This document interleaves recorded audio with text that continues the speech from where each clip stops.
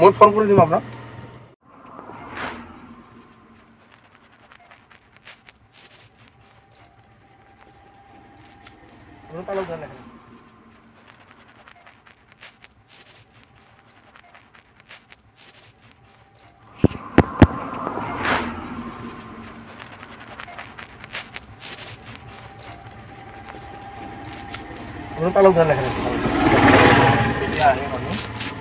মই ফোন কৰে দিব আপনাৰ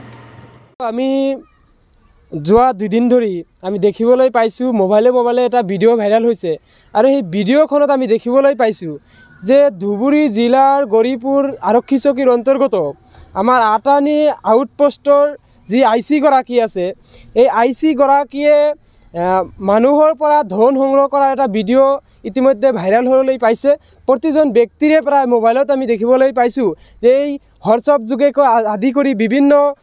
এপছৰ জৰিয়তে এই ভিডিঅ'টো ভাইৰাল হ'বলৈ পাইছে কিন্তু এতিয়ালৈকে আমি ধুবুৰী জিলাৰ আৰক্ষী অধীক্ষকক এতিয়ালৈকে কোনো ধৰণৰ ব্যৱস্থা গ্ৰহণ কৰা আমি দেখিবলৈ পোৱা নাই গতিকে আমাৰ দাবী হৈছে যে এই ভিডিঅ' কেনেকৈ ভাইৰাল হ'বলৈ পালে আৰু কিহৰ কাৰণত এই টকাখিনি লোৱা হৈছিল ইয়াৰ ওপৰত এটা তদন্ত হ'ব লাগে আৰু অতি শীঘ্ৰে খুব কম সময়ৰ ভিতৰত এই আৰক্ষী গৰাকীক নিলম্বন কৰিব লাগে আপোনাৰ আটানী আৰক্ষী চকীৰ ভাৰপ্ৰাপ্ত আৰক্ষী বিষয়া তেখেতে ধনঞ্জয়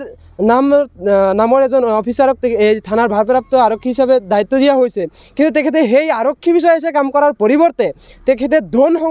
সংগ্ৰহৰ ৰজা হিচাপে কাম কৰিবলৈ আমি দেখিবলৈ পাইছোঁ